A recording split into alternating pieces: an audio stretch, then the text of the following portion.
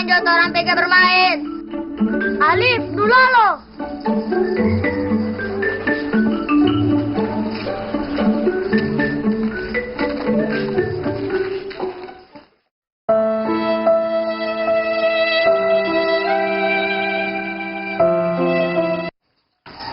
Maaf teman-teman, saya tidak bisa ikut bermain.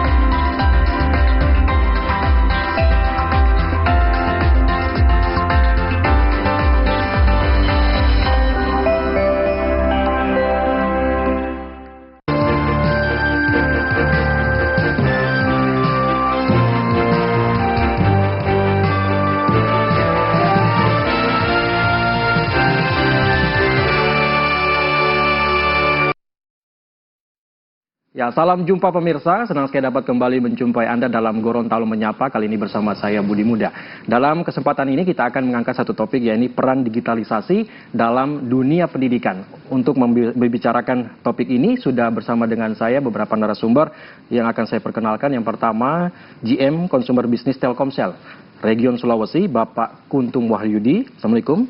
Waalaikumsalam. Kabar baik Pak Kuntum ya hari ini? Alhamdulillah. Dan kedua, Rektor Universitas Gorontalo, Dr. Sofyan Abdullah SPMP. Assalamualaikum Pak Sofyan. Waalaikumsalam. Kabar baik juga hari ini? Ya, alhamdulillah. Baik. Peran digitalisasi dalam dunia pendidikan, ya, ini tentunya tidak menjadi hal yang awam dan aneh lagi begitu ya. Betul. Kalau digitalisasi memang sudah harus diaplikasikan ke dalam semua sisi kehidupan termasuk pendidikan. Nah, mungkin Betul. saya langsung ke Pak Kuntum terlebih dahulu soal ini. Tentunya Telkomsel yang sangat konsen begitu ya dalam pengembangan dunia digital, telekomunikasi begitu ya. Dalam dunia pendidikan, apa sih yang bisa diberikan ataupun peran Telkomsel dalam dunia pendidikan? Dalam hal ini apa Pak? Silakan. Oke, ya. Sebenarnya ini berangkat dari misi Telkomsel gitu ya. Telkomsel hadir untuk menyediakan konektivitas, layanan, dan juga solusi yang unggul dan terbaik untuk semua orang, untuk setiap rumah dan juga untuk dunia usaha, untuk membuka semua peluang. Nah, salah satu peluang yang kami akan kontribusikan untuk mendukung kemajuan di dunia pendidikan, tentunya banyak hal yang sudah coba Telkomsel lakukan untuk itu gitu. Yang pertama, kalau bicara kontribusi untuk dunia pendidikan gitu ya. Telkomsel tahun ini misalnya di ulang tahun Telkomsel kami juga melibatkan pelanggan Telkomsel yang membeli paket tertentu, berarti mereka ikut mengkontribusikan untuk mendukung dunia pendidikan di sekolah dasar, karena Telkomsel ikut membantu membangun beberapa perbaikan di sekolah-sekolah dasar. Kemudian Telkomsel juga melibatkan pelanggan dengan menukarkan poin-poinnya. Poin-poin yang terkumpul setiap penggunaan pelanggan itu bisa ditukar, dan kemudian hasilnya kami belikan sepatu untuk anak-anak sekolah yang juga memang perlu dukungan alas kaki untuk bisa menuju ke sekolahnya. Yang berikutnya untuk adik-adik di SMP, SMA gitu ya. Telkomsel punya program namanya Internet Baik. Di situ Telkomsel ingin memberikan literasi digital untuk adik-adik supaya ketika kemudian mereka masuk ke dunia digital, mereka terliterasi dengan baik, sehingga mereka menggunakannya untuk hal-hal yang positif, yang inspiratif, untuk kemudian mereka bisa sebelum men-sharing sesuatu, mereka menyaring dulu, tidak main forward-forward. Nah, itu juga upaya yang Telkomsel lakukan untuk ikut terlibat dalam membangun dunia digital untuk sekolah. Kemudian Telkomsel juga ada platform School ID gitu ya. School ID ini adalah upaya Telkomsel untuk kemudian mengorkestrasi di tingkat pendidikan SD, SMP dan SMA gitu ya. Telkomsel memfasilitasi dengan School ID untuk kemudian orang tua, sekolah, guru maupun siswa itu bisa terkoneksi dalam satu platform School ID itu. Wah, luar biasa. Tapi mungkin kita bicara mundur ke belakang, latar belakangnya, kenapa Telkomsel akhirnya punya concern ataupun punya awareness terhadap pendidikan di Indonesia khususnya? Ya, ini berangkat dari visinya Telkomsel, bahwa Telkomsel hadir untuk menyediakan solusi telekomunikasi digital terbaik di regional yang membangun Indonesia untuk lebih unggul, untuk kehidupan yang lebih baik dan masa depan yang cemerlang. Nah, ketika kemudian Telkomsel ingin kemudian tadi ikut membangun Indonesia, tentunya salah satunya dunia digital sudah menjadi hal yang tidak boleh juga dilewatkan, bahkan menjadi yang harus kemudian Telkomsel ikut terlibat di dalamnya, supaya kemudian dengan perkembangan dunia digital ini bisa kemudian betul-betul punya dukungan terhadap kemudian perkembangan bangsa dan negara ini. Nanti saya lebih jauh ke Pak Kuntum soal bagaimana tadi solusi telekomunikasi melalui teknologi digital itu. Nah, saya ke Pak Dr. Sofyan dulu. Ya. Dr. Sofyan, melihat peran Telkomsel tadi yang sudah digambarkan di awal, bagaimana menurut dunia pendidikan begitu ya, atau dalam hal ini akademisi Dr. Sofyan melihat apakah ini menjadi hal yang memang harus menjadi contoh juga buat pihak ini, kalau saya bisa bilang pihak swasta ya dalam hal ini untuk concern terhadap dunia pendidikan juga. Baik. Terima kasih. Memang kalau kita berbicara terkait dengan komunikasi Telkomsel juga utama yang ada di Gorontalo ya, perguruan tinggi saat ini di mana saja perguruan tinggi pasti ya sangat membutuhkan namanya IT ya, termasuk penggunaan daripada data. Kami di Universitas Gorontalo saat ini semua pelayanan itu sudah berbasis IT. Jadi otomatis kita membutuhkan data. Alhamdulillah Telkomsel membantu kita di Universitas Gorontalo, dan saya tahu seluruh universitas yang ada di Gorontalo itu semua menggunakan itu. Apalagi kami di Universitas Gorontalo itu sudah berbasis IT yang tadi saya sampaikan, mulai dari proses pembelajaran itu pasti menggunakan IT. Setelah itu absensi mahasiswa, setelah itu kegiatan-kegiatan lain ya, termasuk Edlink, proses pembelajaran. Jadi dengan teknologi sekarang yang sudah berkembang, mau tidak mau perguruan tinggi itu harus membutuhkan ya pelayanan daripada Telkomsel. Makanya kami sangat bersyukur pihak Telkomsel membantu kita untuk bisa membantu juga mahasiswa. Karena dari sisi yang ada sekarang teknologi yang sudah berkembang, kita tahu bersama, selain proses perkuliahan, pembelajaran ya, penelitian mahasiswa, kegiatan-kegiatan lain, pendampingan dan lain sebagainya, semuanya itu kita membutuhkan data dari pihak layan dari Telkomsel. Sehingga kehadiran Telkomsel ini bisa menambah wacana kepada mahasiswa kita untuk bisa berkembang lagi ilmu pengetahuan, dan mereka juga bisa belajar sendiri terkait dengan dunia sekarang, apalagi sekarang sudah berkembang. Kita bisa lihat di dunia luar dengan lewat aplikasi, sehingga kita bisa tahu, sehingga pembelajaran juga mereka bisa meningkat. Dan kalau kita lihat juga mundur ke beberapa tahun ke belakang saat COVID-19 memang itu awalnya saya lihat ya, perkembangan terkait dengan aplikasi Zoom salah satunya ya, itu yang sekarang itu berkembang pesat. Bahkan kami di kampus proses pembelajaran itu namanya hybrid ya. Hybrid itu kami 60-40. Jadi mahasiswa ketika dia berhalangan dia bisa kuliah online ya, di sisi lain dia juga bisa kuliah offline. Di samping itu pula tugas-tugas yang diberikan juga dari dosen, mereka sudah menggunakan itu aplikasi IT. Tidak ada lagi kita pakai kertas kayak dulu, zaman dulu ya, absen manual, tidak, semua lewat aplikasi. Saya sebagai rektor, saya dengan handphone saya ini saya bisa cek berapa mahasiswa yang hadir saat ini, berapa dosen yang mengajar saat ini ya, di mana mereka, kami bisa pantau berapa mahasiswa yang sudah daftar, mahasiswa baru, mahasiswa lama, dan lain sebagainya, semua ada di aplikasi ini berkat kerjasama kami dengan Telkomsel. Baik, Pak Dr. Sofyan. Saya ke Pak Kuntum lagi. Sebelum lebih jauh soal perguruan tinggi, bagaimana nanti peran Telkomsel, yang menarik tadi sudah disebutkan oleh Pak Kuntum, platform School ID tadi. Nah, ini menyasar apakah ke perguruan tinggi atau di level pendidikan apa saja? Pak Kuntum bisa dijelaskan. Ya, tadi seperti disampaikan Pak Dr. Sofyan gitu ya, bahwa di kampus rata-rata sudah punya platform yang sangat handal lah gitu ya. Jadi sementara ini memang yang kami support adalah untuk sekolah ID ini untuk teman-teman yang di tingkat SMP maupun SMA dan sederajat gitu ya, untuk pakai platform sekolah ID.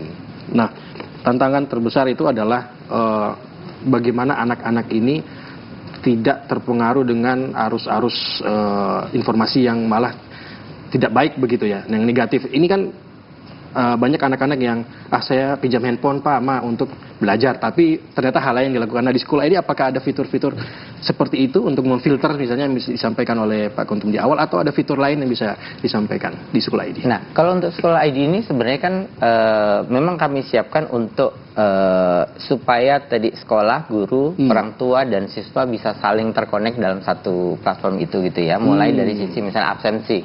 Dengan kemudian fitur absensi ini, sekolah akan bisa memastikan bahwa siswanya hadir di lokasi yang ditentukan.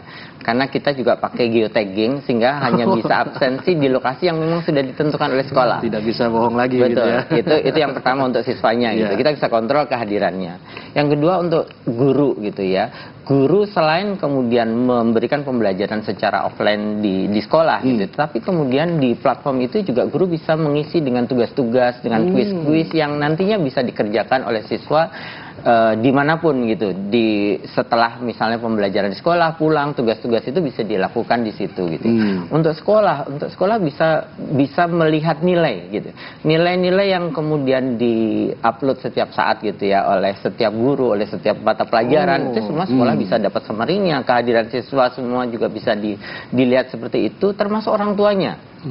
Orang tua siswa bisa mengontrol apakah memang putranya hadir di sekolah, ikut pembelajaran di mata pelajaran tertentu, di kelas gitu tertentu. Itu semua bisa dimonitor, sehingga harapannya memang betul-betul kemudian siswa juga merasa ada yang memonitor, sehingga kemudian disiplinnya bisa lebih baik gitu ya. Dan kemudian juga ruang interaksi antara guru dengan siswa itu juga menjadi semakin lebar.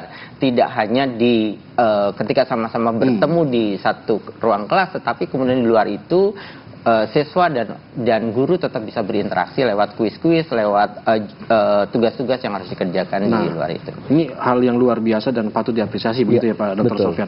Artinya nanti misalnya lulusan SMA yang sudah biasa dengan platform Sekolah ID ini akan memudahkan menjadi mahasiswa di kampus begitu ya Pak? Iya, betul sekali. Makanya saya apresiasi luar biasa ya ke Telkom yang menciptakan aplikasi yang memudahkan guru, dosen, guru, mahasiswa, siswa dan orang tua tentunya ya. Memang plafon itu di kita ada ya, seperti itu ya. Tapi ini mereka punya basisnya SMP SMA ya. Ini luar biasa. Saya berharap ini dimanfaatkan oleh sekolah-sekolah ya untuk menggunakan aplikasi itu. Nah, kami di perguruan tinggi pasti sudah menggunakan itu. Karena kenapa? Karena sekarang sudah teknologi sudah berkembang, sekarang serba transparan. Sama disampaikan, tadi sampaikan juga Bapak bahwa kami juga orang tua bisa melihat anaknya ini seperti apa progres perkuliahannya misalnya. Nilai-nilainya itu berbasis IT semua. Kami namanya programnya si Akad ya, yang ada di kami. Tapi ada aplikasi yang kami kerjasamakan sehingga kami bisa sama-sama bekerja sama sehingga seluruh aktivitas masuk di program itu ya, di aplikasi itu. Dan saya sendiri sebagai rektor seperti saya sampaikan tadi bisa ngecek semuanya. Mahasiswa juga seperti itu. Mereka mulai dari proses mendaftar. Mendaftar itu kami sudah tidak manual lagi ya. Jadi itu butuh data lagi dari Telkomsel ya. Mulai mendaftar, masuk di Universitas Gorontalo, memilih jurusan sudah ada. Setelah itu dia mulai proses perkuliahan dan berapa yang akan dia bayar itu sudah muncul. Setelah itu dia mendaftar, dia dapatkan stambuk atau nidennya. Setelah itu dia jadi mahasiswa, mulai pembelajaran itu sebuah digital semua sampai akhirnya nilainya.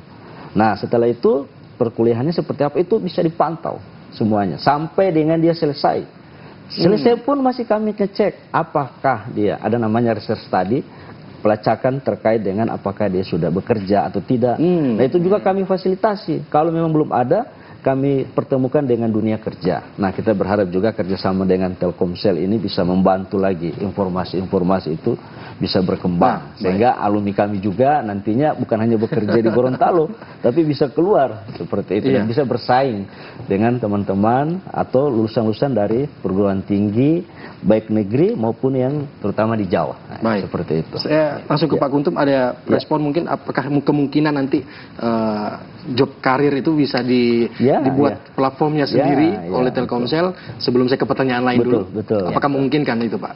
Iya, sebenarnya Telkomsel itu kan terbuka untuk seluruh masyarakat Indonesia gitu ya, termasuk tadi lulusan-lulusan dari kampus manapun untuk menjadi bagian dari Telkomsel yang memang ingin berkarir di Telkomsel, ingin jadi bagian Telkomsel untuk melayani Indonesia gitu ya. Siap juga yang menampung ya.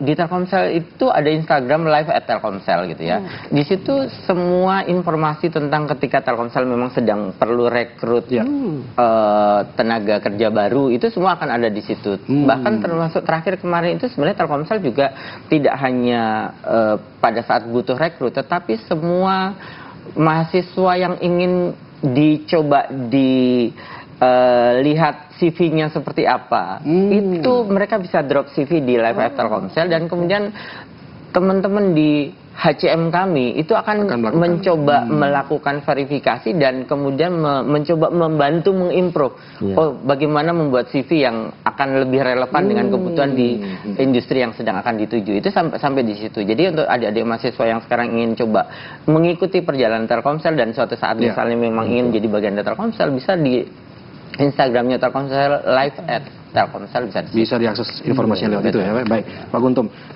Platform School ID, apakah ada syarat atau harus beli kartu Telkomsel atau seperti apa untuk bisa mengakses ataupun mendownload platform ini? Pertama adalah untuk kemudian menggunakan platform School ID itu kan setiap sekolah memang ada user admin untuk kemudian menjadi ini user sekolahnya kan seperti apa gitu ya. Yang itu memang harus diregister dan pastinya nomor Telkomsel yang bisa digunakan. Tetapi tidak harus kemudian ada nambah nomor khusus gitu ya. Artinya operator sekolah atau siapapun yang kemudian diamanahkan untuk bertanggung jawab sebagai admin, yang penting sudah punya nomor Telkomsel, itu bisa langsung melakukan registrasi gitu ya. Proses registrasinya juga sangat gampang gitu, untuk kemudian setelah sekolahnya terregister, tentunya kemudian guru-guru juga bisa meregisterkan. Guru-guru register, siswanya register, orang tuanya juga register gitu ya, yang kemudian semuanya bisa menggunakan, dan platform ini diberikan oleh Telkomsel secara free kepada pihak sekolah. Gratis gitu ya kepada sekolah SMP dan SMA sederajat. Nah, Pak Guntum, sejauh ini di Gorontalo sudah beberapa sekolah yang sudah menggunakan School ID dalam pantauan ataupun data yang ada di Telkomsel sendiri. Nah, kalau kebetulan School ID itu kami baru masifkan memang di semester ini gitu ya, kembali masif, dan kemudian tadi pagi misalnya kami bertemu dengan 23 kepala sekolah yang ada di Kota Gorontalo. Kemudian kemarin di Bone Bolango gitu ya. Sehingga dari proses sosialisasi 2 hari kemarin itu harusnya, karena memang kemudian juga langsung kami fasilitasi untuk sekolah meregisterkan gitu. Jadi sekolah-sekolah di level SMP di Kota Gorontalo, kemudian Bone Bolango, dan besok di Kabupaten Gorontalo, ya insya Allah segera akan kemudian terlayani dengan platform. Artinya bertahap sosialisasi yang dilakukan di Provinsi Gorontalo. Baik, Pak Guntum, Pak Sofyan, kita akan jeda terlebih dahulu. Kita akan kembali dalam Gorontalo Menyapa setelah pesan-pesan berikut ini.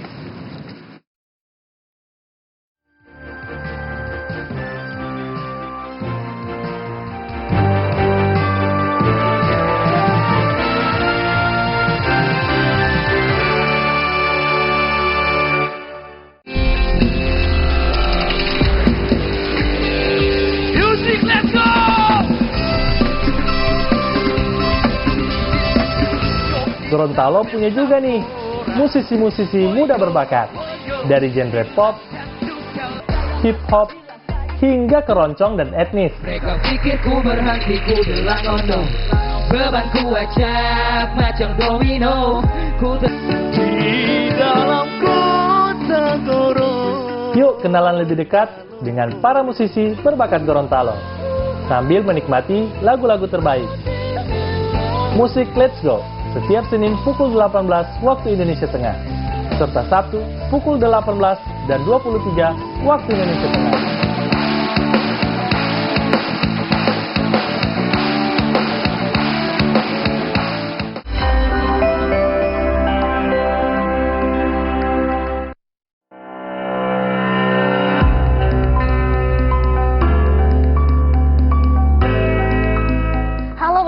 TVRI, jumpa lagi bersama saya Stevi Mardiani Maruru dalam Ruang Kesehatan. Salam sehat, sehat itu investasi, ayo kita hidup sehat. Penyebab Iya. stunting, pada slide ini telah tayang juga ada 1000 hari pertama kehidupan. Kehidupan, Ya. oke, Jadi ya. upaya untuk mencegah terjadinya stunting baiknya dilakukan pada 1000 hari pertama kehidupan. Bahkan konsep sampai dengan saat ini itu dimulai dari fase remaja. Bagaimana Oke, anak remaja yang nantinya akan menjadi calon pengantin iya. itu dipastikan dalam kondisi sehat dan tidak anemi. Itu wajib mengkonsumsi tablet tambah darah dalam 1 minggu 1 kali. 1 minggu sekali ya. Iya, betul.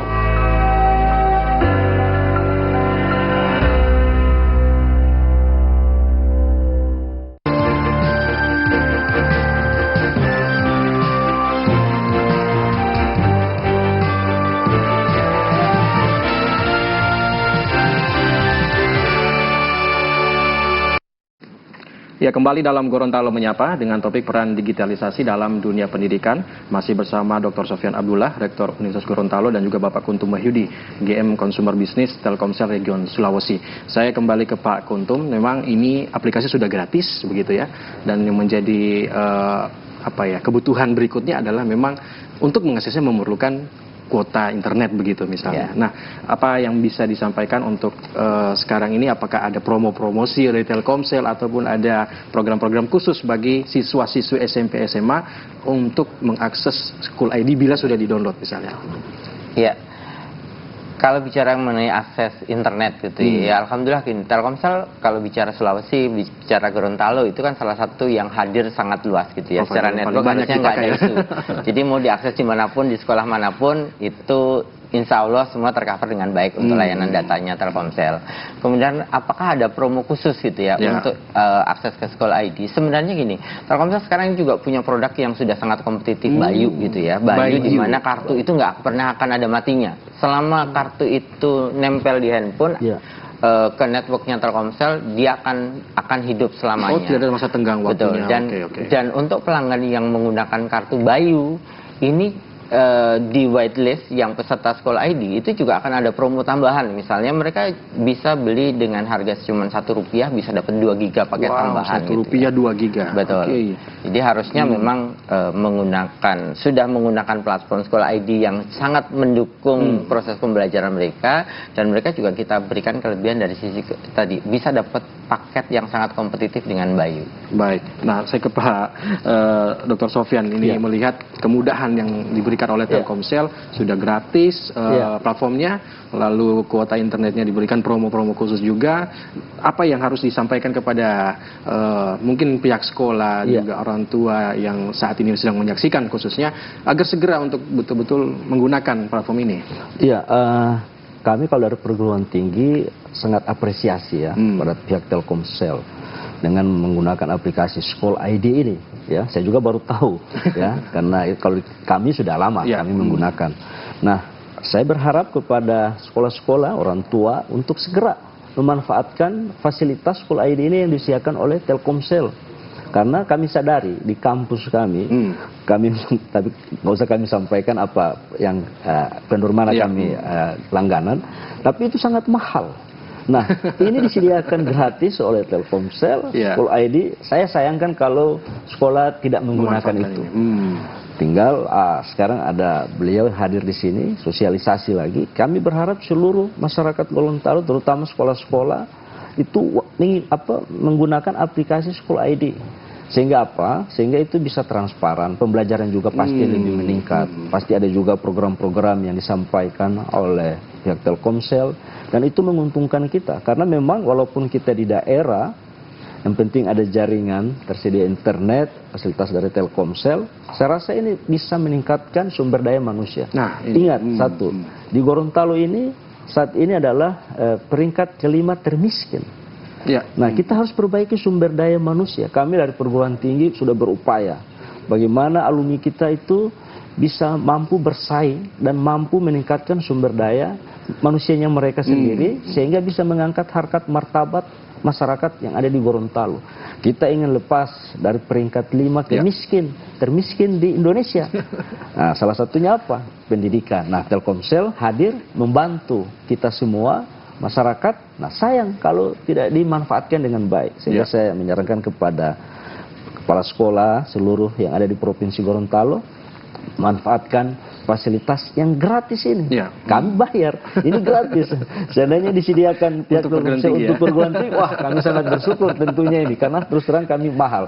Kami bayar mahal setiap bulan kami bayar. Nah, ini pihak sekolah dikasih gratis, makanya saya sangat apresiasi pada pihak Telkomsel yang menyediakan fasilitas sekolah ID seperti Baik, Dr. Sofyan. Saya ke Pak Kuntum lagi. Tadi di Kabupaten Bone Bolango sudah dilakukan sosialisasi. Rencananya kemana lagi? Apakah di seluruh kabupaten kota di Provinsi Gorontalo atau tahapannya seperti apa, Pak Kuntum? Untuk minggu ini memang di 3 kabupaten gitu ya. Minggu ini 3 kabupaten. Yang kemudian kami yang dari Sulawesi, dari regional Sulawesi gitu ikut terlibat. Tetapi sebenarnya teman-teman di lapangan yang memang di Gorontalo pastinya sudah juga terus melakukan itu dari semua wilayah yang menjadi tanggung jawab teman-teman di teritori sini. Jadi secepat mungkin dan semasif mungkin pasti kami akan mengkomunikasikan ke semua sekolah baik SMP maupun SMA dan sederajat untuk bisa memanfaatkan sekolah ID itu untuk mendukung pembelajaran di sekolah-sekolah. Baik, ada target khusus sudah untuk pencapaian berapa platform yang harus dipakai sampai tenggang waktu berapa lama atau tidak ada? Nanti kita lanjutkan, jangan dulu dijawab Pak Kuntum dan Pak Sofyan. Kita akan kembali dalam Gorontalo Menyapa setelah pesan-pesan berikut ini. Kami segera kembali.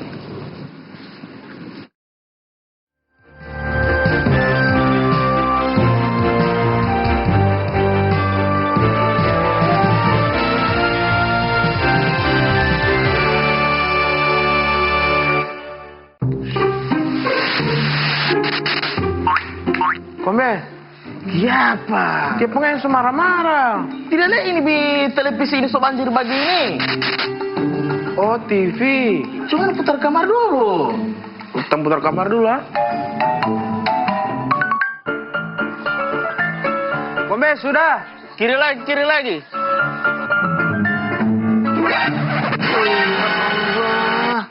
Kita suruh putar antena, bukan mau putar-putar di situ. Suruh putar antena Uti. Begitu. Hei.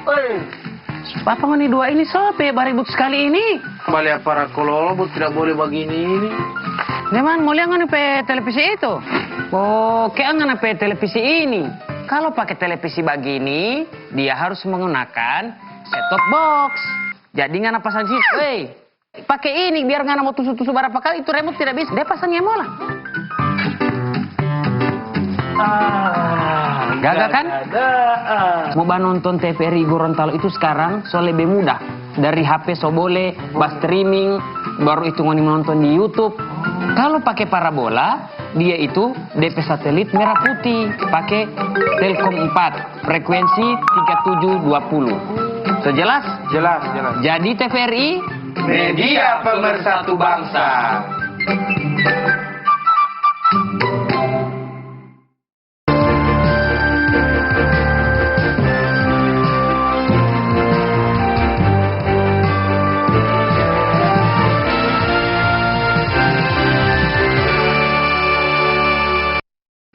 Kembali dalam Gorontalo Menyapa, masih dengan topik digitalisasi dalam dunia pendidikan, dan saat ini sudah bergabung bersama dengan kami satu narasumber, yaitu Kepala Dinas Pendidikan Kebudayaan Kabupaten Bone Bolango, Bapak Adrian Anjar, SOS MSI. Assalamualaikum Pak Adrian. Waalaikumsalam. Kabar baik tentunya. Alhamdulillah. Hari ini kita berbahas ataupun mendiskusikan soal peran digitalisasi dalam dunia pendidikan, khususnya yang sudah dilakukan oleh Telkomsel melalui platform School ID. Nah, sudah disampaikan Pak Kuntum tadi bahwa tahap pertama sosialisasi dilakukan di Kabupaten Bone Bolango. Sejauh ini bagaimana respon dan reaktif dari kepala sekolah ataupun pihak-pihak yang sudah diundang saat itu untuk bagaimana mengakses platform School ID ini?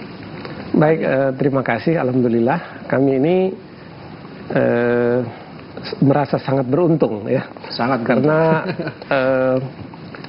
digitalisasi pendidikan itu adalah sebuah keniscayaan sekarang ini, mau tidak mau.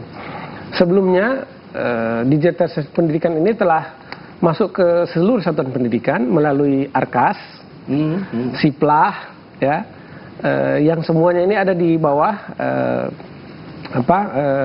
di drive oleh Kementerian Pendidikan dan Kebudayaan. Kemudian kita juga mau tidak mau sekarang harus melaksanakan asesmen nasional berbasis komputer. Jadi sebenarnya digitalisasi ini telah berjalan. Ketika Telkomsel datang, kami beberapa waktu lalu menyosialisasikan terkait dengan School ID.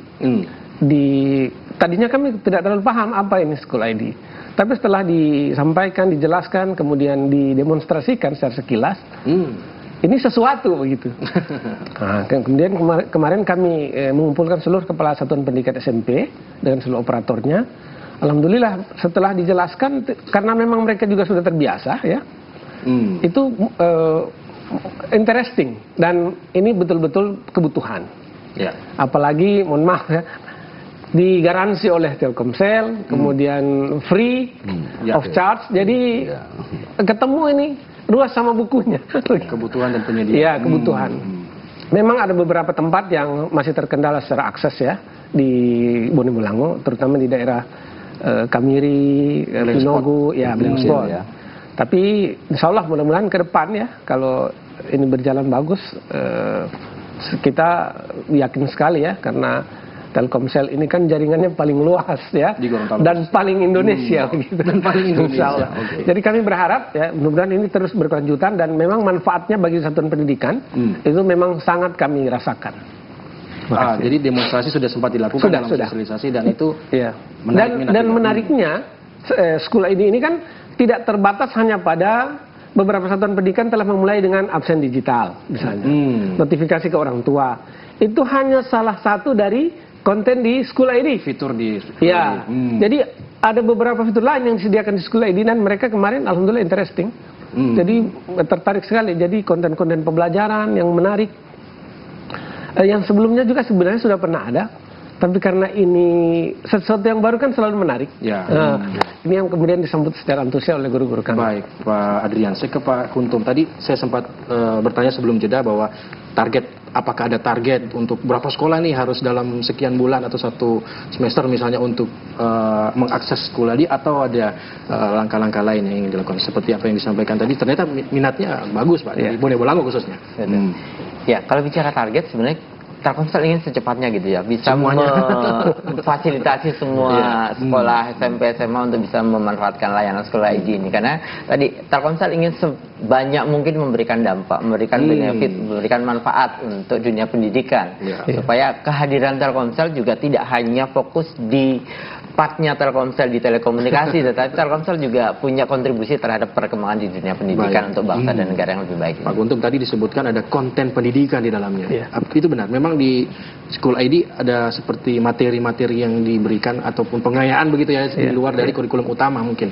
Apakah seperti itu? Kalau di platform School ID-nya sendiri itu nanti sebenarnya untuk pembelajaran guru-guru bisa melakukan upload terhadap materi pembelajaran atau kuis-kuis yang dibuat gitu ya. Tetapi kalau bicara apakah Telkomsel juga kemudian punya platform atau punya yang berhubungan dengan itu, Telkomsel punya kunci. Kami punya kunci di mana itu merupakan anak perusahaannya Telkomsel gitu. Namanya kunci platformnya. Kunci betul. Nah, di kunci itu sebenarnya kami memfasilitasi ini mungkin lebih banyak ke adik-adik mahasiswa sampai kemudian para profesional yang bahkan ingin kemudian mendapatkan sertifikasi untuk di bidang tertentu. Itu di kunci bisa didapat. Sertifikasi bidang tertentu. Wah, ini tanggapan Dr. Sofyan seperti apa kalau lihat aplikasi yang seperti itu? Ini sangat menarik ya. Saya juga baru tahu dan itu akan saya tanyakan ke depan. Karena selain mereka mendapatkan pengetahuan di bangku kuliah, mereka juga perlu ada pengetahuan lain tambahan. Sehingga dan itu diwajibkan. Bahkan kami punya namanya lembaga sertifikasi profesi pendamping ijazah.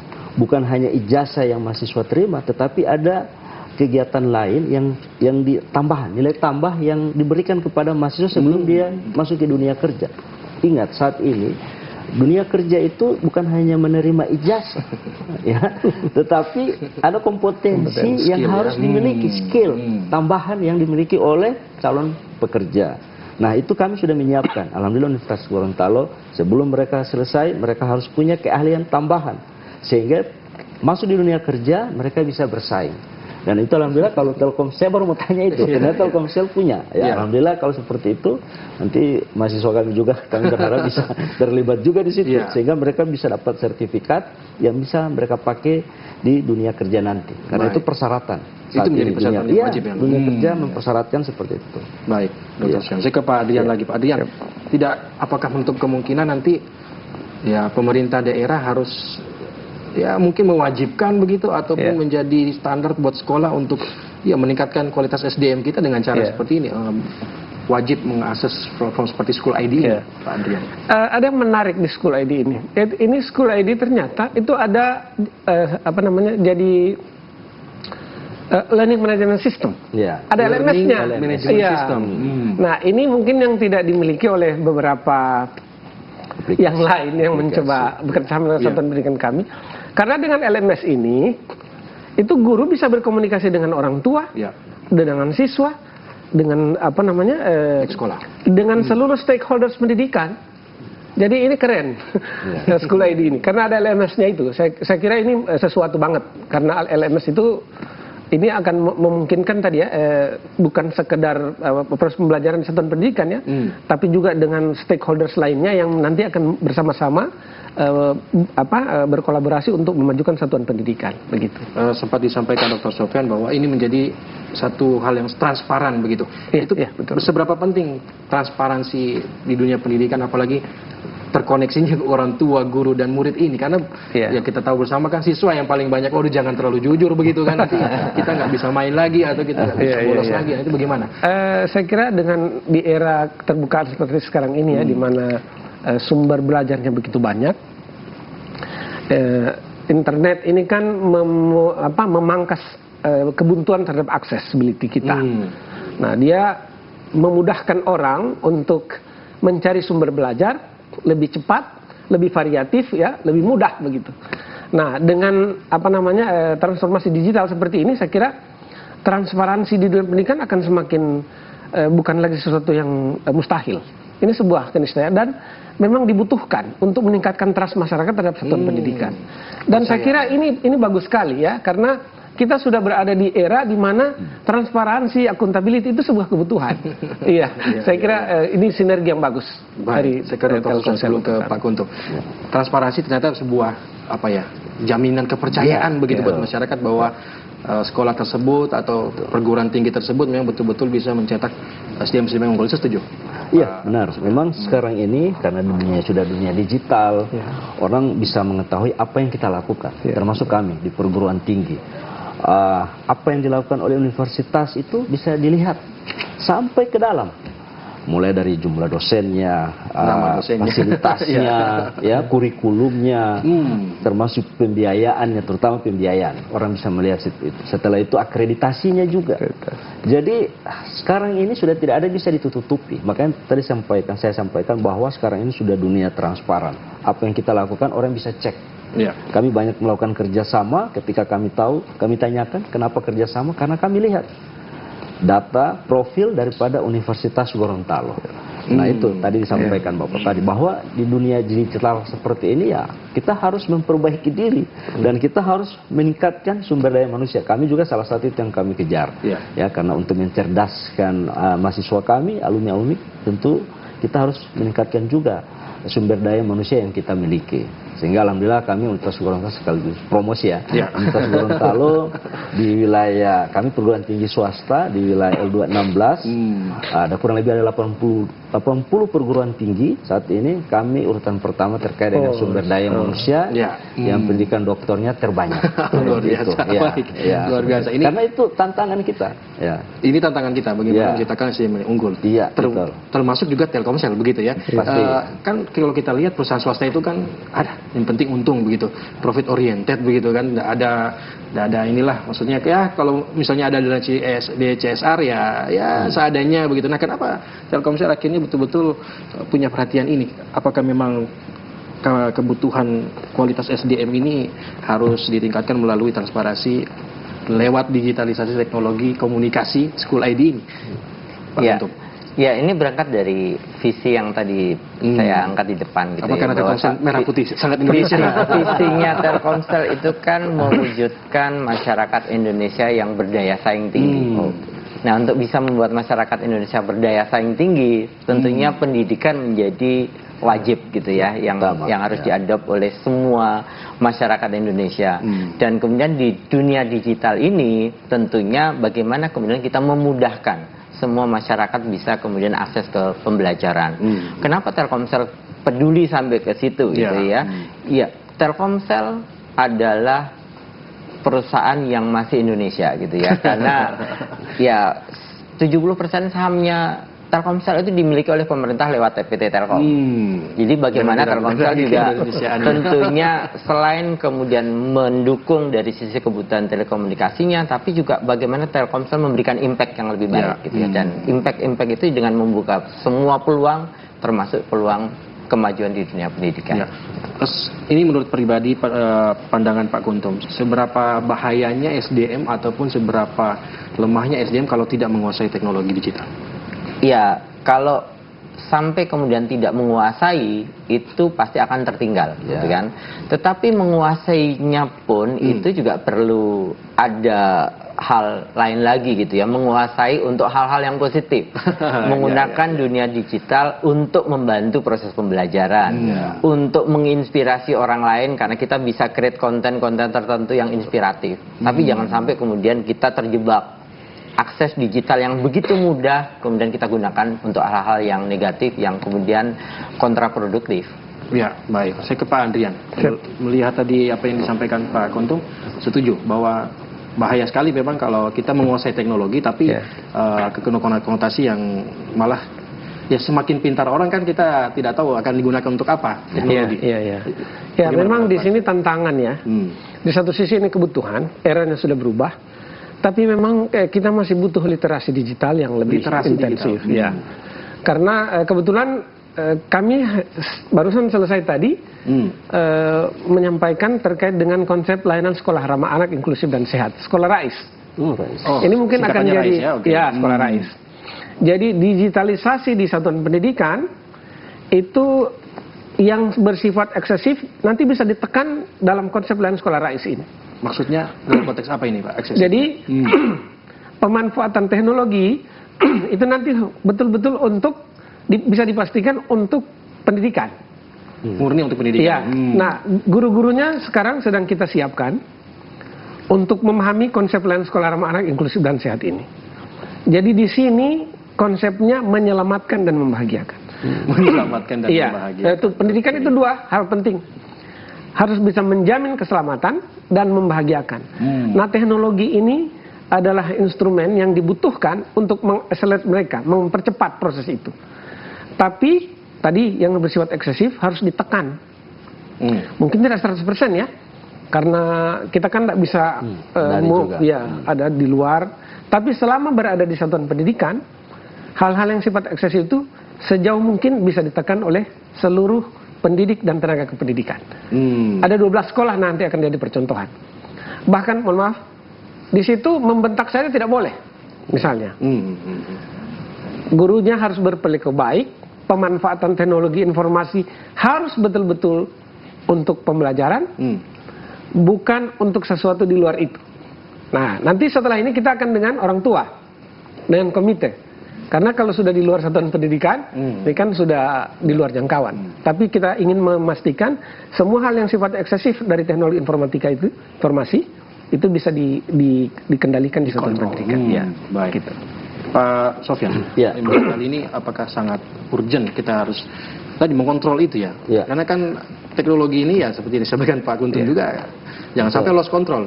Ya, memang kalau kita berbicara terkait dengan pengawasan ya, itu memang saat ini dari kita ya, karena di mana-mana teknologi yang berkembang pasti positif, ada negatifnya. Kita ambil dari sisi positifnya. Itu tadi sudah disampaikan ya. Kami di perguruan tinggi sangat membutuhkan, tidak bisa lagi ya, tidak punya jaringan internet karena itu sudah merupakan harga mati ya. Internet harga mati. Ya, karena apa namanya ya, mulai tadi saya sampaikan tadi, absensi. Dosen sebelum memberikan kuliah kan kita absensi, sudah digital. Ya, dan itu bisa dipantau. Sehingga mau tidak mau kita lakukan ini, ya. Dan ini sangat penting untuk pengembangan. Di samping itu mahasiswa juga bisa belajar, ya. Karena kita tahu keterbatasan kita saat ini. Dengan adanya jaringan internet yang bagus yang dibantu oleh Telkomsel, mereka bisa mengakses, terutama kalau kami jurnal-jurnal, ya. Terkait dengan itu mereka bisa dapat pembelajaran juga sekarang lewat media sosial juga banyak itu yang bisa mereka belajar. Dan kami juga memberikan pembelajaran kepada mahasiswa lewat aplikasi-aplikasi yang tersedia, sehingga mereka juga bisa belajar di rumah. Tugas-tugas tadi yang sudah sampaikan juga lewat, semua kami sudah berbasis internet. Seperti itu. Makanya ini sangat membutuhkan. Toh kalau ada yang negatif, yaitu kembali lagi kepada individu masing-masing. Dan itu kita tidak bisa hindari. Baik. Ya, seperti itu. Nah, tapi yang saya juga sempat ingat, Pak Kuntum sampaikan ada internet baik begitu ya. Nah, ini berarti Telkomsel juga punya peran untuk memfilter pengguna-pengguna internet untuk tidak mengakses ke yang hal-hal yang negatif. Apakah seperti itu, Pak Kuntum? Iya. Kalau secara teknis sebenarnya Telkomsel kan follow dengan regulasi pemerintah gitu ya. Untuk akses ke hal-hal yang negatif itu kan sebenarnya sudah diblok gitu ya. Tetapi kan sekarang juga banyak hal lain. Nah, yang coba kami lakukan adalah untuk adik-adik yang baru mulai masuk ke usia remaja gitu. Itu kan kami mencoba membuat program internet baik untuk memberikan literasi tadi yang disampaikan Pak Adrian, supaya mereka punya literasi yang baik, yang kemudian tahu persis bagaimana mereka memanfaatkan layanan digital ini untuk mendukung hal-hal yang positif dan produktif untuk kebutuhan mereka.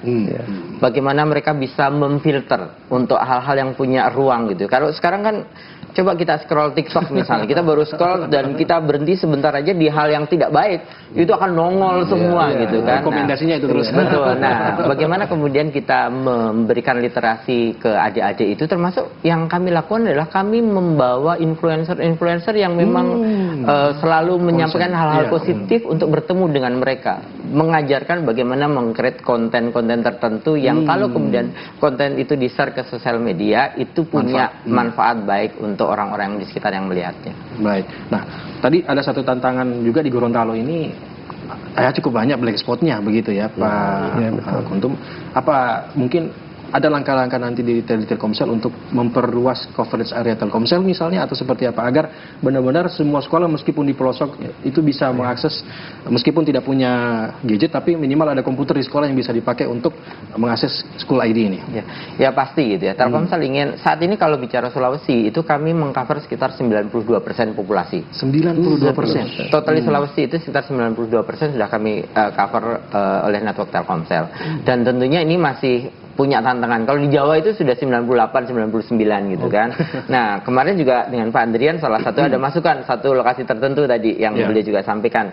Itu nanti teman-teman dari network maupun dari tim yang ada di Gorontalo akan sama-sama untuk melakukan pengecekan. Pada prinsipnya Telkomsel terus akan menambah coverage-nya, menaikkan kualitas jaringannya untuk terus tadi memberikan kesempatan yang lebih luas kepada seluruh masyarakat. Termasuk kalau bicara bagaimana Telkomsel ikut juga terlibat dalam pembangunan network di daerah 3T. Itu juga bagian dari tanggung jawab Telkomsel untuk mendukung akses internet itu bisa dinikmati oleh seluruh masyarakat terluar, Indonesia. terpencil dan terdepan. Ya, itu juga akan menjadi perhatian kita untuk agar semua bisa menikmati internet, apalagi untuk kebutuhan pendidikan begitu Pak Andrian. Langkah selanjutnya dari Dinas Pendidikan kemudian Kabupaten Bone Bolango, kira-kira setelah sosialisasi dilakukan, ada demonstrasi di dalamnya, apa yang akan diupayakan kembali oleh Dinas Pendidikan agar betul-betul memanfaatkan platform yang luar biasa seperti yang disampaikan Pak Adrian?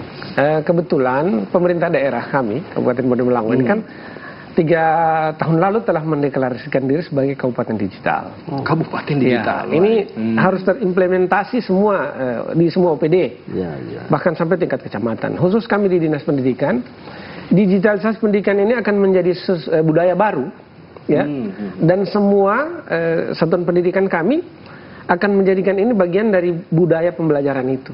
Internet harga mati begitu. Tidak bisa lagi. Tapi kita iringi dengan literasi digital yang sehat. Karena selalu saja ada hal yang berbawaan bersama antara positif sama negatif kan. Nah, kita coba tekan, tapi kita ingin memberikan ruang kepada mereka melalui digitalisasi satuan pendidikan ini supaya mereka bisa berkembang lebih tidak terkungkung pada wilayah misalnya yang terisolasi secara geografis misalnya, dengan internet ini mereka bisa keluar walaupun secara fisik ada di situ, tapi wawasannya terus berkembang dunia ada dan dia bisa berimprovisasi begitu.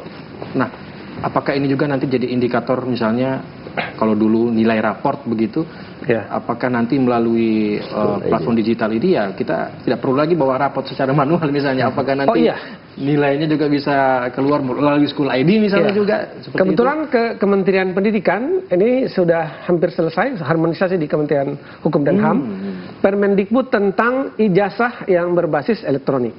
Jadi nanti tidak lagi pakai ijazah kertas, diprint lagi, dicetak lagi, tidak perlu lagi ya? Iya, tidak perlu lagi. Jadi kan sekarang masih kertas itu. Beberapa daerah di Yogyakarta misalnya itu sudah digital. Kami juga akan memulai itu karena kami kabupaten digital. Jadi ketemu ini momennya pas. Kemudian kami sudah siap juga dengan regulasinya, kabupaten digital.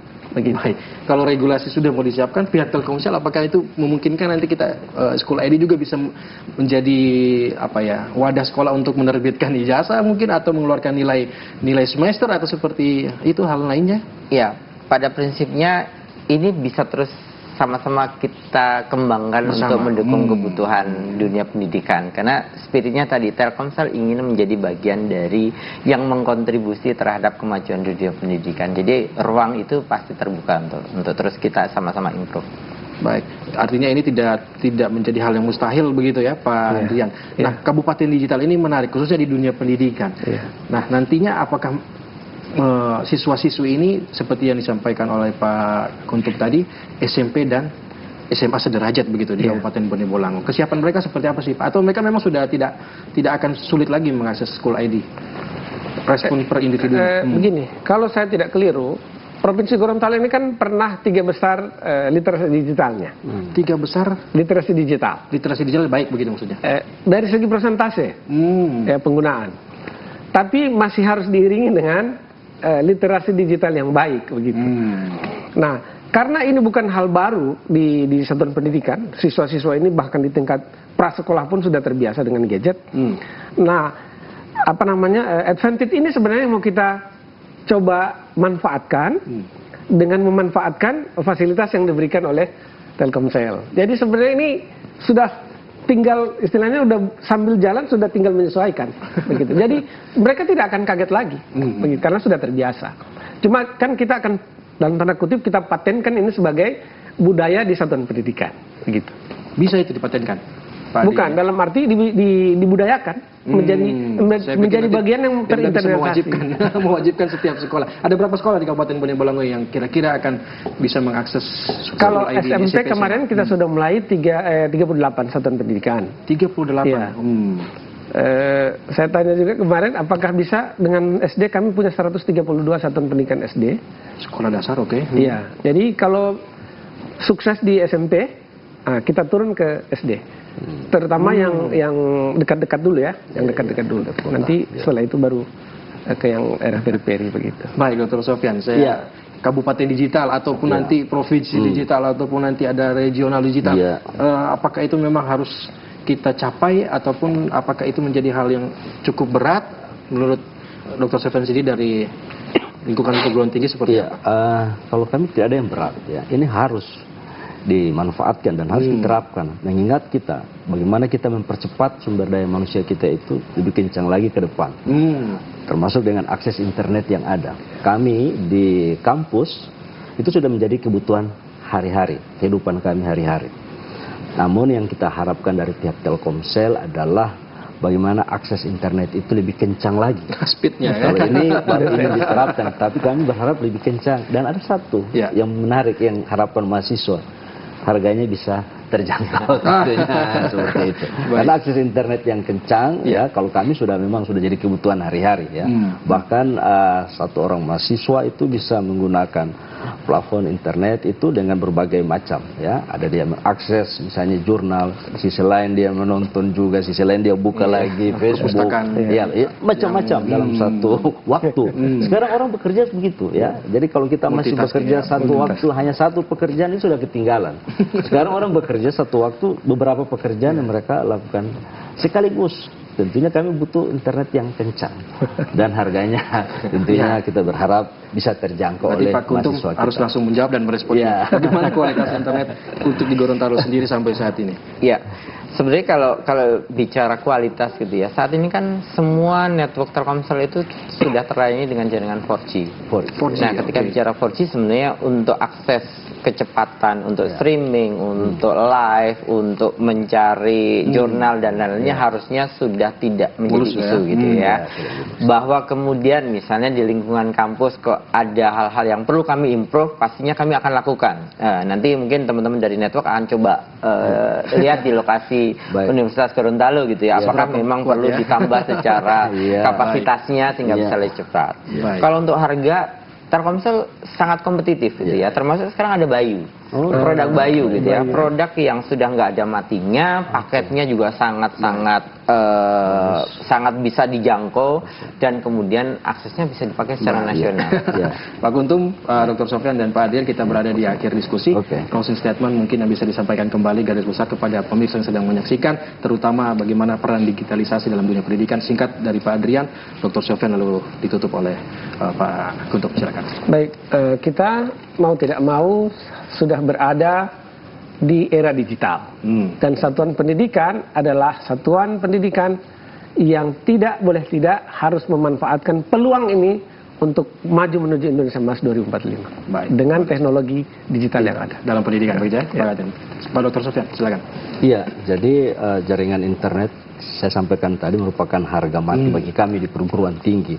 Merupakan hal yang wajib kami miliki, sehingga kami sangat senang ketika pihak Telkomsel menyediakan fasilitas ya kepada kami mahasiswa, karena dengan sumber daya yang ada, bagaimana kita mempercepat sumber daya manusia kita, sehingga terus terang ya, Badrian ya, Gorontalo ini kita tahu salah satu provinsi termiskin kelima, itu bisa cepat keluar dari kemiskinan itu, dan kita bisa sukses bersama-sama membangun provinsi Gorontalo ke arah yang lebih baik. Terima kasih, Dr. Sofyan. Terakhir dari Pak Kuntum. Baik, Telkomsel siap untuk terus mengkontribusi gitu ya, baik dari sisi teknologi digitalnya maupun kemudian meningkatkan literasi digitalnya, supaya kemudian memang di era digital ini Telkomsel bisa bersama-sama seluruh masyarakat Indonesia untuk membangun digitalnya menjadi jauh lebih baik lagi dan memberikan dampak yang lebih besar bagi bangsa dan negara ini. Baik, terima kasih Pak Kuntum, Wahyudi, Dr. Sofyan Abdullah dan juga Pak Adrian. Tentunya ini menjadi harapan kita bersama bagaimana kualitas sumber daya manusia di Gorontalo bisa naik melalui peran digitalisasi dalam dunia pendidikan. Saya Budi Muda pamit, sampai jumpa.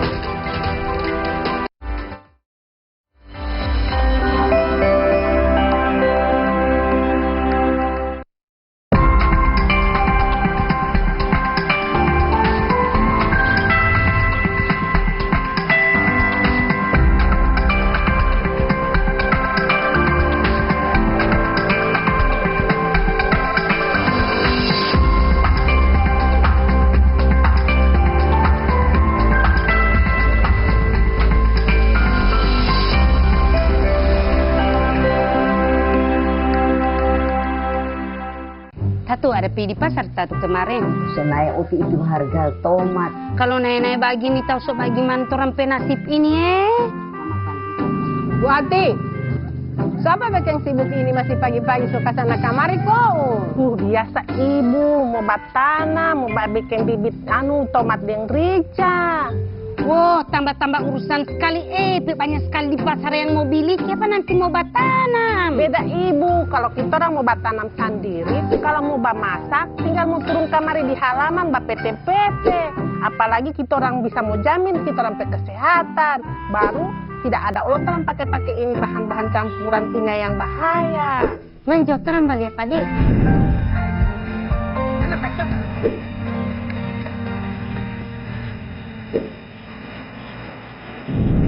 Berarti sama minta ini tomat kan? Oh iya mau Pi. Bawa aja. Alhamdulillah makasih banyak. 100, 4 teng, 500, banyak ini guys.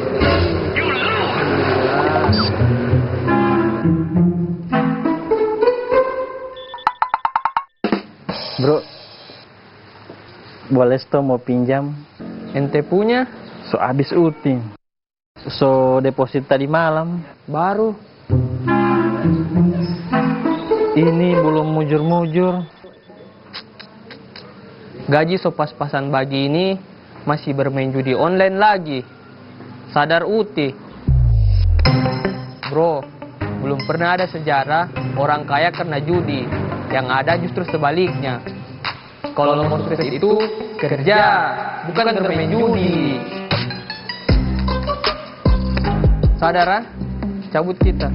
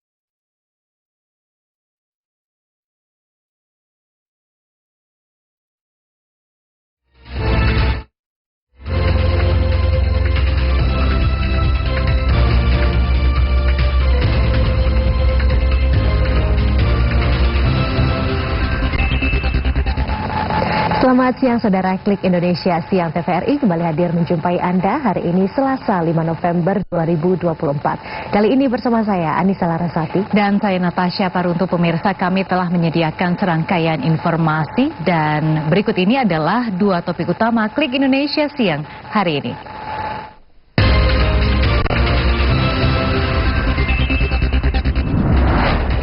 Jumlah pengungsi akibat erupsi Gunung Lewotobi laki-laki di Kabupaten Flores Timur, Nusa Tenggara Timur NTT terus bertambah.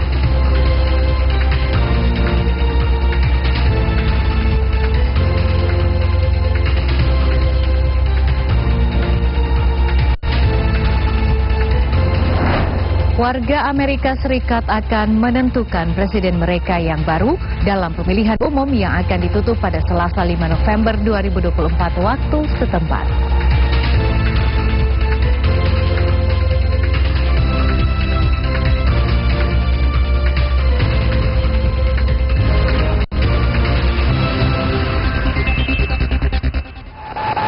Kita awali informasi pertama. Badan Nasional Penanggulangan Bencana BNPB mengoreksi jumlah korban meninggal dunia akibat letusan Gunung Lewotobi laki-laki di Nusa Tenggara Timur NTT. Jumlah korban itu diketahui dari Badan Pencarian dan Pertolongan Nasional Basarnas yang berbasis di Kabupaten Maumere. Kepala Pusat Data Informasi dan Komunikasi Kebencanaan BNPB, Abdul Muhari mengoreksi jumlah korban meninggal yang terdampak erupsi Gunung Lewotobi laki-laki. Total korban meninggal dunia dikoreksi menjadi 9 orang meninggal dunia dan 1 orang yang kemarin ditemukan tidak meninggal dunia tetapi kondisi kritis dan tengah menjalani perawatan medis.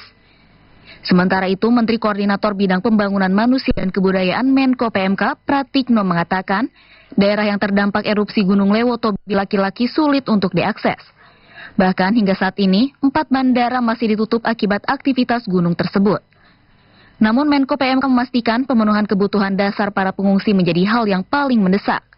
Pemerintah, BNPB, TNI Polri memastikan kebutuhan para korban terpenuhi. Memang akses ke sana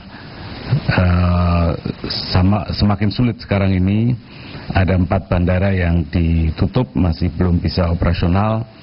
Oleh karena itu akses ke sana harus melalui jalan laut dan darat. Dan tentu saja kita terus berusaha untuk mengaktifkan jalur-jalur logistik ini agar tidak semakin mempersulit masyarakat. Selain itu, operasi tanggap darurat masih berlangsung pasca erupsi Gunung Lewotobi laki-laki. Upaya pencarian dan pertolongan terus dilakukan untuk memastikan semua korban terevakuasi dari lokasi terdampak.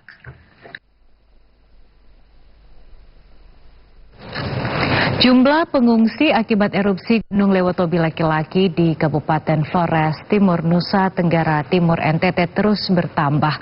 Data terbaru mencatat lebih dari 2.400 orang telah mengungsi.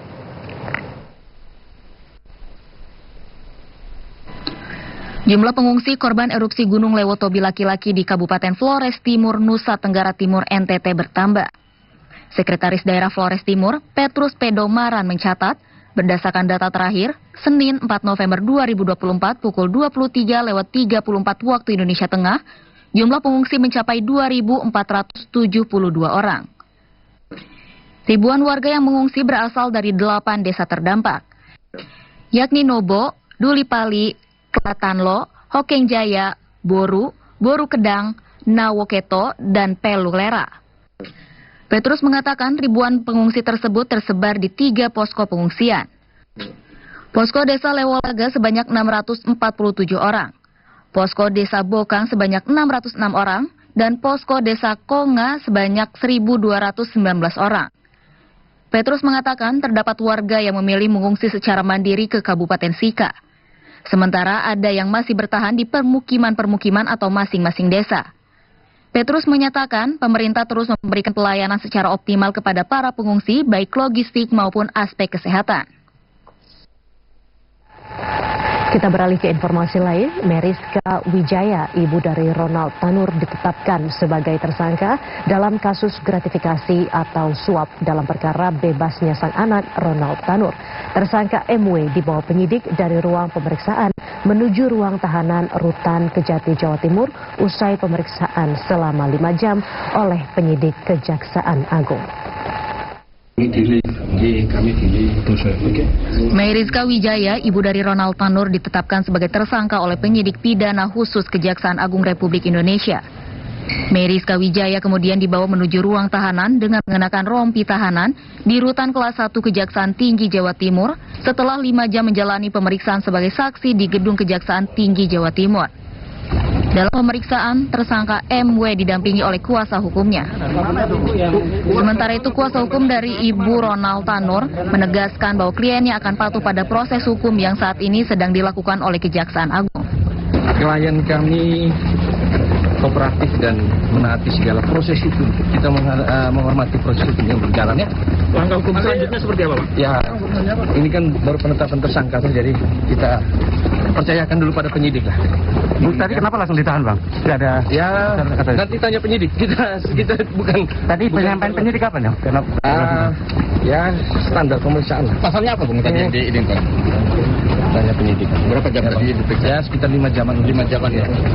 Saat ini MW menjadi tahanan titipan Kejagung di Rutan Kelas 1 Kejaksaan Tinggi Jawa Timur selama 20 hari ke depan guna mempermudah pengembangan pemeriksaan. Dari Surabaya, Joko Hermanto melaporkan. Kejaksaan Agung menyatakan ada hubungan pertemanan yang terjalin antara para tersangka kasus dugaan suap yang menyeret Hakim Pengadilan Negeri Surabaya hingga pejabat Mahkamah Agung atas hubungan pertemanan tersebut sehingga data meloloskan Ronald Tanur dari jerat hukum. Direktur Penyidikan Jampitsus Kejaksaan Agung Abdul Kohar menjelaskan, penetapan status ibu dari Ronald Tanur, Meriska Wijaya, sebagai tersangka setelah dilakukan pemeriksaan secara maraton. Berdasarkan hasil pemeriksaan tersebut, Abdul Kohar menyatakan menemukan fakta baru terkait kasus dugaan suap yang menyeret Hakim Pengadilan Negeri Surabaya hingga mantan pejabat Mahkamah Agung terkait vonis bebas Ronald Tanur. Ada hubungan pertemanan yang terjalin antara para tersangka sehingga bisa meloloskan Ronald Tanur dari jerat hukum. Ibu dari Ronald Tanur, Mayrizka Wijaya, memiliki hubungan dekat dengan pengacara Ronald Tanur, Lisa Rahmat, sejak lama. Karena anak Lisa Rahmat dan Ronald Tanur sempat satu sekolah. Selain itu, Lisa Rahmat juga memiliki hubungan pertemanan dengan mantan pejabat Mahkamah Agung Zarof Richard, sehingga Lisa dapat dikenalkan dengan petinggi di Pengadilan Negeri Surabaya oleh Zarof. Dirdik Jampitsus Kejagung Abdul Kohar menjelaskan Zarof berperan mengenalkan Lisa pada pejabat di PN Surabaya. Kita ketahui bahwa Ibunda Ronald Tanur ini berteman akrab dengan LR karena anak LR dan anak MB ini atau Ronald Tanur ini pernah satu sekolah. Jadi mereka sudah lama saling kenal. Sementara ayah dari Ronald Tanur, Edward Tanur, disebut mengetahui soal fee atau biaya yang diberikan oleh istrinya Mayrizka Wijaya untuk membebaskan anaknya dari jerat hukum usai terbukti melakukan penganiayaan yang berujung kematian. Dirdik Jampitsus Kejagung Abdul Kohar juga membuka kemungkinan memeriksa Edward Tanur. Kejagung pun mendalami dugaan keterlibatan pihak lain dalam kasus ini. Menyampaikan perkembangan penyidikan terkait dengan tindak pidana korupsi. Dagangan Tom Lembong mengajukan gugatan pra-peradilan atas penetapannya sebagai tersangka terkait kasus impor gula yang terjadi saat dirinya menjabat sebagai Menteri Perdagangan pada periode 2015 hingga 2016. Gugatan pra-peradilan akan diajukan ke Partan pada hari ini. Mantan Menteri Perdagangan Thomas Trikasih Lembong mendaftarkan gugatan pra-peradilan di Pengadilan Negeri Jakarta Selatan hari ini, Selasa 5 November 2024. Gugatan pra-peradilan tersebut terkait penetapan status tersangka dalam kasus dugaan korupsi impor gula yang terjadi saat menjabat Menteri Perdagangan pada periode 2015 hingga 2016. Pihak kuasa hukum Tom Lembong, Ari Yusuf Amir, menyatakan gugatan pra-peradilan menjadi upaya keberatan terhadap penetapan tersangka Tom Lembong oleh Kejaksaan Agung. Kuasa hukum menilai ada kejanggalan terkait penetapan tersangka terhadap kliennya. Kuasa hukum Tom Lembong, Ari Yusuf, menilai penetapan tersangka tidak sah karena Tom Lembong tidak diberi kesempatan menunjuk penasehat hukum. Selain itu, tim kuasa hukum Tom Lembong juga menggugat keabsahan penahanannya yang dinilai tidak memiliki alasan hukum yang sah. Thomas Lembong menjalani pemeriksaan intensif di Kejaksaan Agung selama 10 jam pada 1 November lalu terkait dugaan korupsi kebijakan impor gula yang diterapkan pada masa jabatannya. Terkait hal ini, Ari mengungkapkan, dalam pemeriksaan selama 10 jam tersebut, fokus pertanyaan pada Tom Lembong seputar dokumen dan surat-surat yang dibuat dan diterima oleh Tom Lembong selama menjabat sebagai menteri. Ari menyatakan, penyidik Kejaksaan Agung seharusnya memiliki 2 alat bukti untuk menetapkan seseorang sebagai tersangka. Namun, kuasa hukum Tom Lembong menyebut, Kejaksaan Agung belum menjelaskan alat bukti apa yang menjadi alasan penetapan tersangka Tom Lembong. Kejaksaan Negeri Pandeglang melakukan penggeledahan di kantor koperasi Kementerian Agama Kabupaten Pandeglang. Penggeledahan tersebut dilakukan karena adanya dugaan tindak pidana korupsi di tubuh koperasi milik Kementerian Agama Pandeglang. Dari hasil penggeledahan, penyidik berhasil membawa dokumen-dokumen yang ada di Koperasi Pegawai Republik Indonesia KPRI Pedoman Pandeglang. Tim penyidik tindak pidana khusus Kejaksaan Negeri Pandeglang melakukan penggeledahan yang disebabkan karena adanya dugaan tindak pidana korupsi dalam pengelolaan kredit modal kerja umum atau KMKU pada Koperasi Pegawai Republik Indonesia Pedoman Kemenag Pandeglang. Kepala Seksi Intel Kejaksaan Negeri Pandeglang, Wildani Hafid, mengatakan, dari hasil penggeledahan, Kejari membawa dokumen yang ada di dalam Koperasi Pedoman milik Kementerian Agama Pandeglang. Wildan mengatakan, penanganan dugaan tindak pidana korupsi pada koperasi milik Kemenag Pandeglang tersebut atas adanya laporan masyarakat atau anggota ketika membutuhkan uang di koperasi namun dikatakan tidak ada. Khusus Kejaksaan Negeri Pandeglang telah melakukan penggeledahan di koperasi KPRI Pandeglang.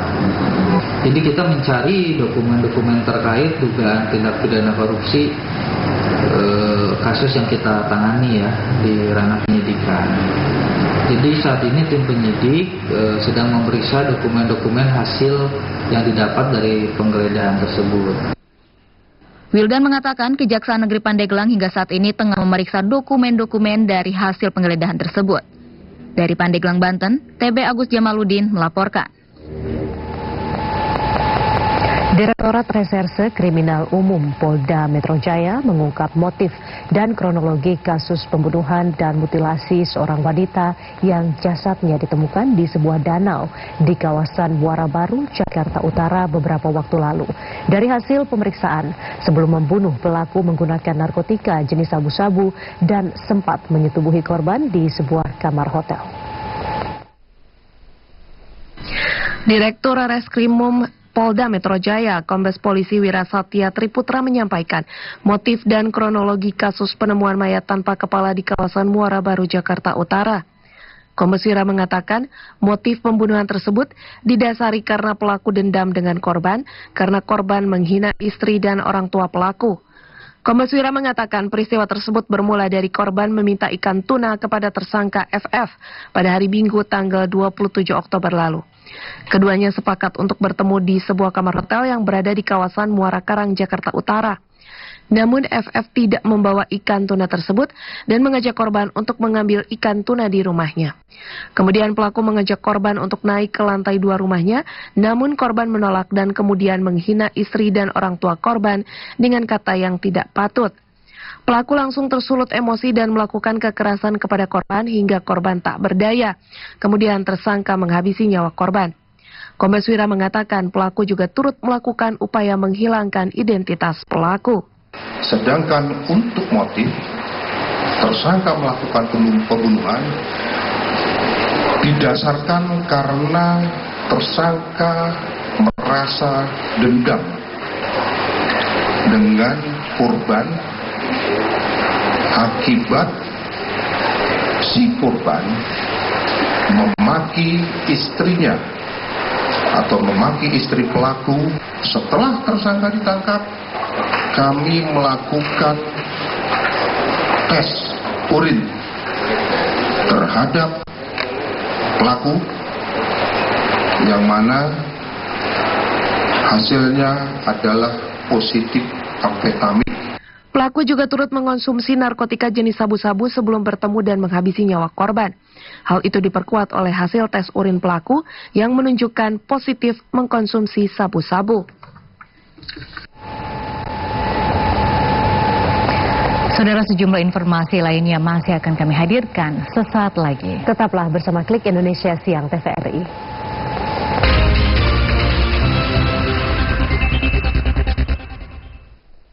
Motif kada pilihan kalian pasti ada. Ayo dipilih. Saya pilih itu aja mas, fungsinya jelas. Kalau yakin dipilih aja mas. Hello, kayaknya cogan pilih yang unik dan kekinian. Aku sih pilih yang bibit, bebek, bobot yang jelas.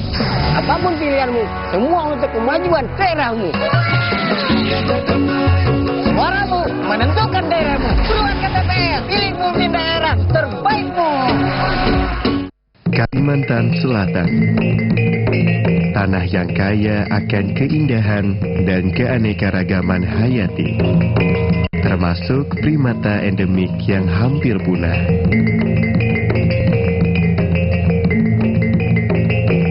Rimbunnya hutan mangrove, hidup bekantan yang kini semakin terancam.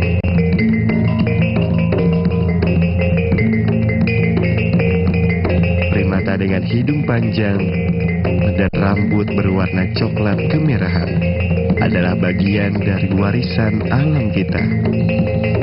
Bekantan adalah primata endemik Kalimantan yang status konservasinya saat ini terancam punah. Keberadaannya di alam sebagai penanda spesies kunci yang menjaga keseimbangan sebuah ekosistem karena perannya sebagai agen biodiversitas dan agen regenerator hutan.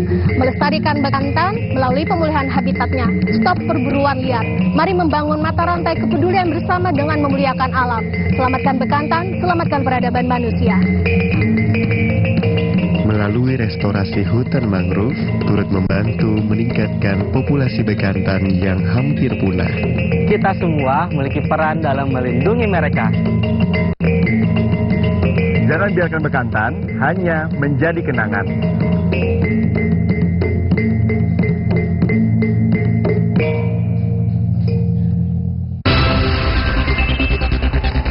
Selamat siang saudara, Anda kembali bersama kami dalam Klik Indonesia Siang TVRI.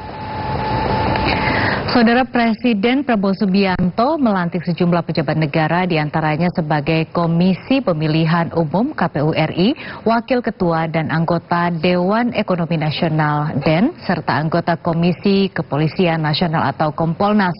Untuk mengetahui informasi selengkapnya, kita telah terhubung dengan reporter TVRI Marmita Nugraheni di Istana Negara. Selamat siang Marmita, silakan dengan informasi selengkapnya.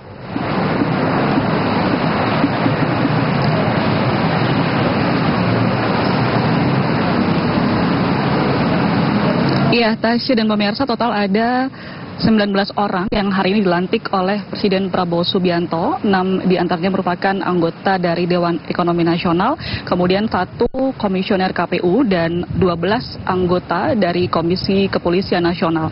Dan tadi usai diambil sumpahnya, sejumlah anggota yang kemudian dilantik memberikan pernyataan kepada awak media. Kita mulai dari komisioner KPU terlebih dahulu, yakni Iva Rosita, yang mengatakan akan bersinergi dengan anggota atau komisioner KPU yang lain karena ia merupakan sebelumnya adalah anggota KPU Kalimantan Timur yang kemudian hari ini resmi dilantik menjadi anggota Komisi Pemilihan Umum Republik Indonesia.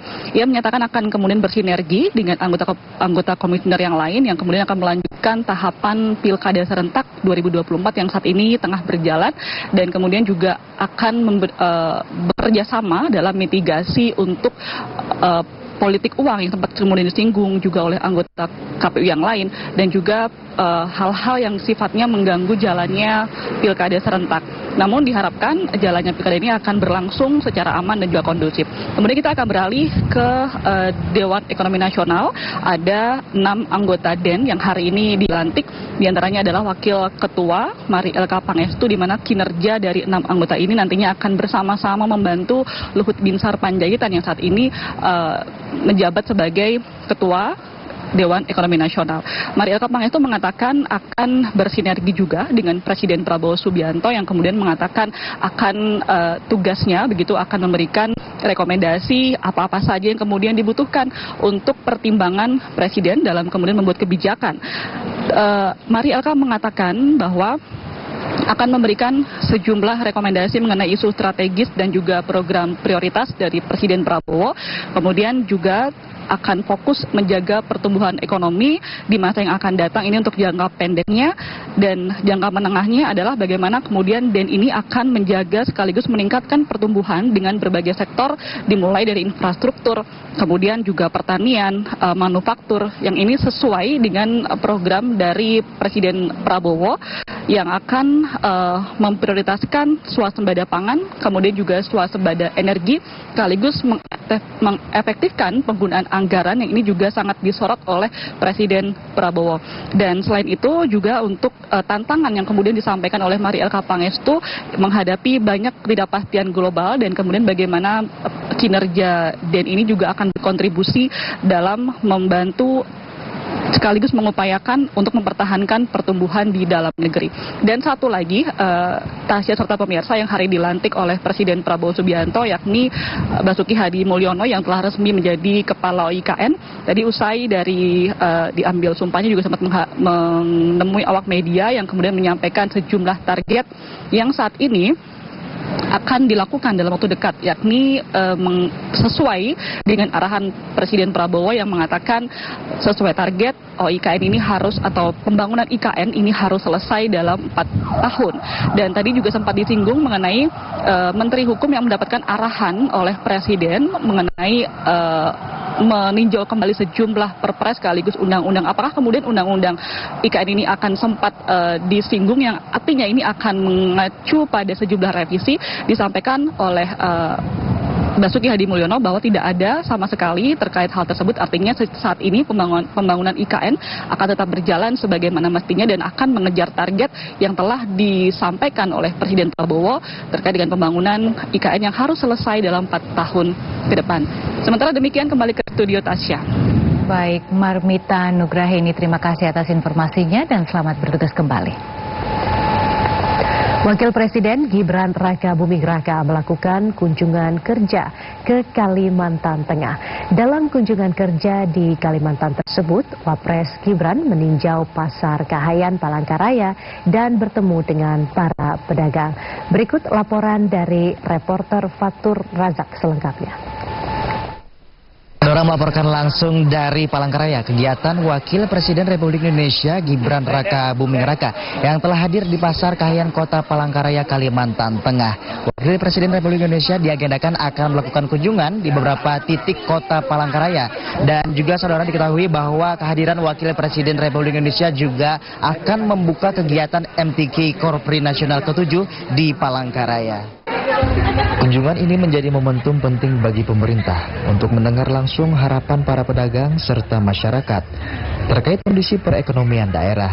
Wakil Presiden Republik Indonesia Gibran Raka Buming Raka didampingi oleh Gubernur Kalimantan Tengah Sugianto Sabran meninjau sejumlah kios dan lapak pedagang, berbincang akrab sambil mengamati berbagai jenis komoditas yang dijual. Dalam kunjungannya, Wakil Presiden Republik Indonesia, Gibran, juga membagikan sembako gratis dan susu gratis untuk masyarakat. Tadi seperti kita ketahui dari beliau datang langsung ke Pasar Kahayan, nah terus ke titik ke sekolah SD, makan siang itu. Tadi kita lihat ke semuanya. Ini sangat luar biasa menyambut makan siang, di mana penggerakan ekonomi di situ sangat banyak, ya seperti petani cabai, sayur mayur, terus karena telur, ayam, terus beras juga, semuanya kan nanti kita akan lebih baik dengan petani. Ya ada pemerintah langsung gitu. Nah, beliau nanya aja masalah RTH, masalah bangunan, hati-hati semuanya tadi dengan Pak Kadis juga, kualitas bangunan beliau juga mengingatkan, terus beliau ngecek, terus aku sampaikan kalau di sekeliling Duternya kan juga anukan RTH, tapi semuanya. Wakil Presiden Republik Indonesia Gibran Raka Buming Raka juga berkesempatan ke Bundaran Besar Kalimantan Tengah yang merupakan ikon kota Palangkaraya dan melihat Palangkaraya dari ketinggian Menara Talawang. Dari Palangkaraya, Fatur Razak dan Martimbo Tambunan, TVRI Kalimantan Tengah melaporkan. Saudara, warga Amerika Serikat akan menentukan presiden mereka yang baru dalam pemilihan umum yang akan ditutup pada Selasa 5 November 2024 waktu setempat. Persaingan antara politisi Partai Demokrat Kamala Harris yang saat ini menjabat sebagai wakil presiden dan mantan Presiden Donald Trump dari Partai Republik telah berlangsung sengit selama beberapa pekan terakhir. Berbagai jejak pendapat skala nasional dan di level swing state menunjukkan hasil yang semakin ketat menjelang 5 November 2024. Para pemilih disebut terbelah, baik secara nasional maupun di 7 negara bagian medan pertempuran yang diharapkan akan menentukan hasilnya. Mantan Presiden Donald Trump merupakan seorang politisi dari Partai Republik berusia 78 tahun dan disebut selamat dari 2 kali percobaan pembunuhan beberapa waktu lalu. Sementara Wakil Presiden Kamala Harris yang merupakan politisi Partai Demokrat yang berusia 60 tahun melambung namanya pada bulan Juli yang disebut peluang memberinya kesempatan untuk menjadi wanita pertama yang memegang jabatan paling berkuasa di dunia. Kamala maju Pilpres setelah Presiden Joe Biden 81 tahun mengundurkan diri. Lebih dari 80 juta pemilih telah memberikan suara dalam pemungutan suara awal, menurut hasil riset Universitas Florida, dan kedua kandidat berencana untuk menghabiskan jam-jam terakhir kampanye dengan melakukan segala yang mereka bisa lakukan untuk memastikan pendukung mereka memberikan suara pada hari ini, Selasa 5 November 2024.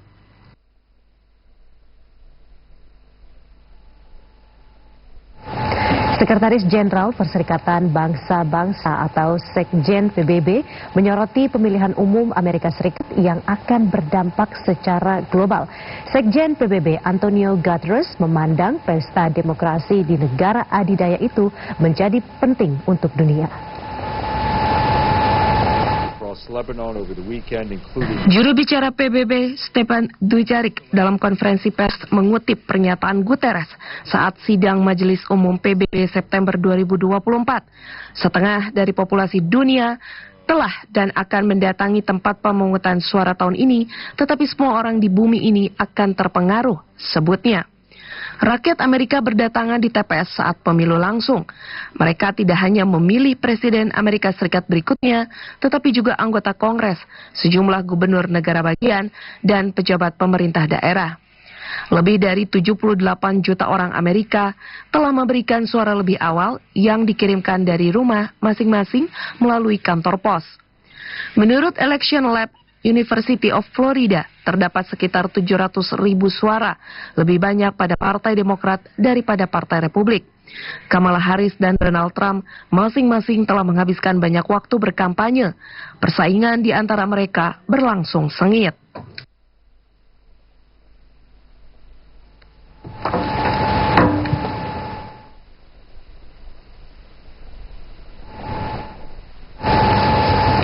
Sejumlah informasi mengenai kabar dari Ibu Kota Nusantara akan kami sampaikan dalam segmen Nusantara Menyapa berikut ini.